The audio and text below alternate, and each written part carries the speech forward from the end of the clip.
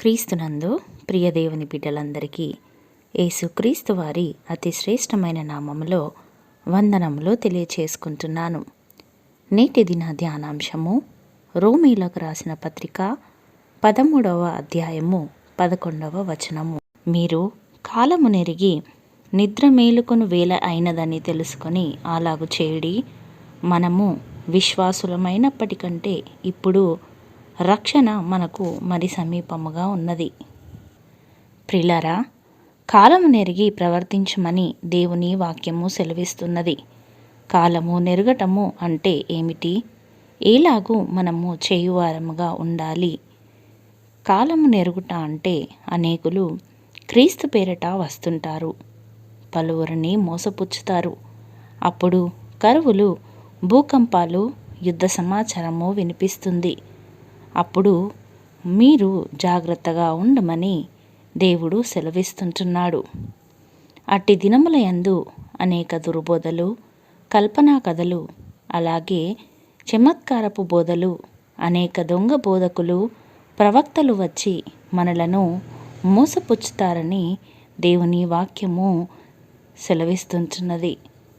అంత్యదినములలో అపాయకరమైన కాలములు వచ్చునని తెలుసుకొనుము అని వాక్యము సెలవిస్తుంటున్నది.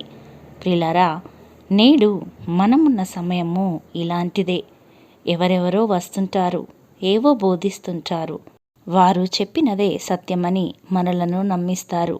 అయితే అట్టి విధమైన బోధలను మనము నమ్మని ఎడల మనది వాత వేయబడిన మనస్సాక్షి అని, తప్పిపోయిన గొర్రెలమని చిత్రీకరించి వెలివేయబడిన వ్యక్తులుగా మనలను చూస్తుంటారు.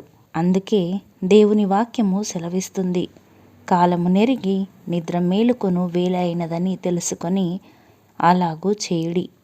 ప్రియులారా, ఇప్పటి వరకు ఒకవేళ ఆ విధమైన బోధలను మీరు వినిన ఎడల ఇక ఇప్పటికైనా మేలుకొని ఇది ఏ సమయమని తెలుసుకొని, రాత్రి చాలా గడిచి పగలు సమీపముగా ఉన్నది గనుక మనము అంధకార క్రియలను విసర్జించి తేజస్ సంబంధమైన యుద్ధోపకరణములు ధరించుకుందుము. ఇటువంటి దుర్బోధల నుండి విడిపింపబడి సత్యవాక్యమునకు చెవి నొగ్గవలనని దేవుడు సెలవిస్తుంటున్నాడు. ప్రియులారా, ఈ లోకములో ఏది సత్యబోధో ఏది అసత్యబోధో మనకు తెలియదు. మనంతటా మనము తెలుసుకోలేము. కాబట్టి పరిశుద్ధాత్మ దేవుని సహాయము కొరకు మనము వేడుకోవాలి. ఎందుకంటే ఆయనే మనకు సమస్తమును బోధించి సర్వసత్యములోనికి మనలను నడిపిస్తాడు.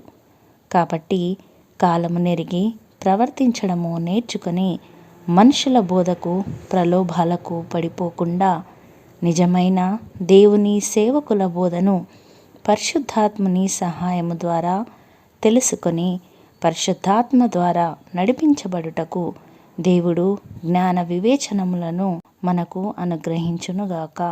ఆమెన్. ప్రార్థించుకుందాము. పరిశుద్ధులైనటువంటి మా దేవ, పరలోకపు రాజా, మీ పరిశుద్ధమైన నామమును బట్టి తండ్రి మీకు వందనాలు.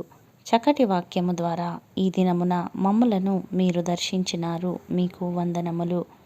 విశ్వాసులమైనప్పటికంటే ఇప్పుడు రక్షణ మాకు మరి సమీపముగా ఉన్నదని గ్రహించి అటు రక్షణను నిర్లక్ష్యము చేయక మెలకువగా ఉండుట కొరకు మీరు మాతో మాట్లాడిన మాటలను బట్టి వందనాలు తండ్రి.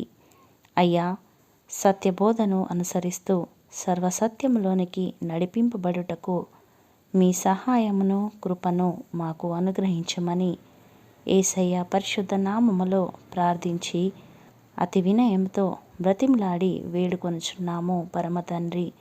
ఆమెన్.